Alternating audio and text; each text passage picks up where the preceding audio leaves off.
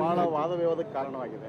ನೋಡಿ, ರಮೇಶ್ ಜಾರಕಿಹೊಳಿ ಅವ್ರ ಬಗ್ಗೆ ಹಗುರವಾಗಿ ಮಾತಾಡಿದವ್ರು ಯಾರು? ಮೊದಲು ರಸ್ತೆಯಲ್ಲಿ ಅಡ್ಡಾಡ್ಲಾರ್ದಂಗೆ ಮಾಡ್ತೀನಿ ಅಂದವ್ರು ಯಾರು? ಮತ್ತು ಅದಕ್ಕೆ ಉತ್ತರ ಕೊಟ್ಟಾರ. ತಪ್ಪೇನೈತಿ? ಯಾವಾಗಲೂ ಹೆಂಗೆ ನಾವು ಸವಾಲು ಹಾಕ್ತೀರಿ ಹಂಗೆ ಉತ್ತರ ಸಿಕ್ಕೇ ಸಿಗ್ತದೆ. ವಿಜೇಂದ್ರ, ನೀನು ಬಚ್ಚ,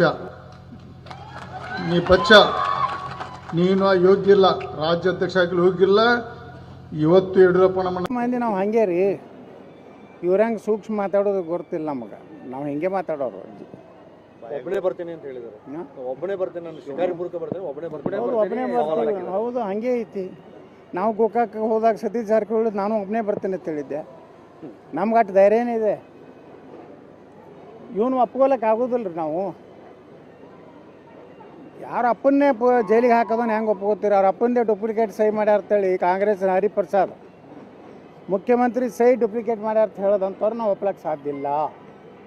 ನಮ್ಮ ಪಕ್ಷ ಅಂಥದಕ್ಕೆ ಅವಕಾಶ ಕೊಡೋದಿಲ್ಲ. ಹೈಕಮಾಂಡ್ ಗಂಭೀರವಾಗಿ ತೊಗೋಬೇಕು. ಅವ್ರ ಅಪ್ಪನ ಸಹಿ ಮಾಡಿದ ತಪ್ಪಿನಿಂದ ಅವ್ರ ಅಪ್ಪ ಜೈಲಿಗೆ ಹೋದ. ಈಗ ಹೊರಗಟ್ಟೆ ಪೂಜೆ ತಂದಿವ್ರ ತಾನ ಮನ್ಯಾಗೆ ಸುಮ್ಮ ಕೂತ್ಕೊರೋ ಮುಗಿದಿದೆ ಮುದಿಯಾತಾನ. ನಿಮ್ಮ ಮುಂದೆ ಮತ್ತು ಪತ್ರಕರ್ತರು ಸಭಾದಾಗ ಅಟ್ಟೆ ಪೂಜೆ ತಂದೇವರು, ನಮ್ಮ ಪೂಜೆ ತಂದೇವರು, ಕಾಲಿಗೆ ಚಕ್ರ ಕಟ್ಟೋಣ ಅಂತ ಹೇಳ್ತಾನೆ. ಮನ್ಯಾಗ ಅಪ್ಪಾಜಿ ಎಲ್ಲ ಅಪ್ಪಾಜಿ ಅನ್ನೋದಿಲ್ಲ, ಅವ್ರು ಅಣ್ಣ ಆತಾರ. ಹಾಂ, ಮನ್ಯಾಗ ಒಂದು ಬೇರೆ ಐತಿ, ಹೊರಗೆ ಪೂಜೆ ತಂದೇವ್ರು ಅಟ್ಟೆ.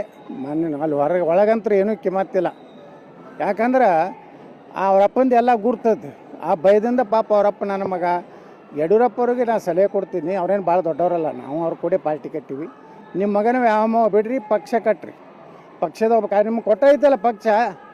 ಪಾಪ ಬಿ ಬಿ ಶಿವಪ್ಪನವ್ರು ಹೆಂಗೆ ನೀವು ಅನ್ಯಾಯ ಮಾಡಿದ್ರಿ? ಮಲ್ಲಿಕಾರ್ಜುನ ಅಂತ ದೇವರಂತ ಮನುಷ್ಯ, ಅವ್ರಿಗೆ ನೀವು ಅನ್ಯಾಯ ಮಾಡಿದ್ರಿ. ಬಿ ಬಿ ಶಿವಪ್ಪನೇ ಪಾರ್ಟಿಗೆ ಕಾರ್ ಇರಲಿಲ್ಲ. ಅದ್ವಾನಿಯವರು ವಾಜಪೇಯಿ ಬಂದರೆ ಯಾರಾದ್ರೆ ಕಾರು ಇವತ್ತು ಕರ್ನಾಟಕದಾಗ ಇದ್ದರೆ ಅದು ಬಿ ಬಿ ಶಿವಪ್ಪರು. ಒಬ್ಬ ದೊಡ್ಡ ಕಾಫಿ ಎಸ್ಟೇಟ್ ಮಾಲೀಕರು. ಅವ್ರನ್ನ ಪೂರ್ತಿ ಮಣ್ಣಾಗಿಟ್ರಿ ನೀವು ನಿಮ್ಮ ಸ್ವಾರ್ಥ ಸಲಾಗಿ. ಅದಕ್ಕೆ ಇದನ್ನೆಲ್ಲ ಬಿಡ್ರಿ ಯಡಿಯೂರಪ್ಪರೇ. ಆರಾಮ್ ನಿಮ್ಮ ಮೊಮ್ಮಕ್ಕಳ ಜೋಡಿ ಆಟ ಆಡ್ಕೋತ್ಕೊಂಡ್ರಿ. ಈ ದುರಾಸೆ ಬಿಡಿ. ನಿಮ್ಮ ಮಗ ಅದಕ್ಕೆ ಅರ್ಹನಿಲ್ಲ, ಯೋಗ್ಯನಿಲ್ಲ.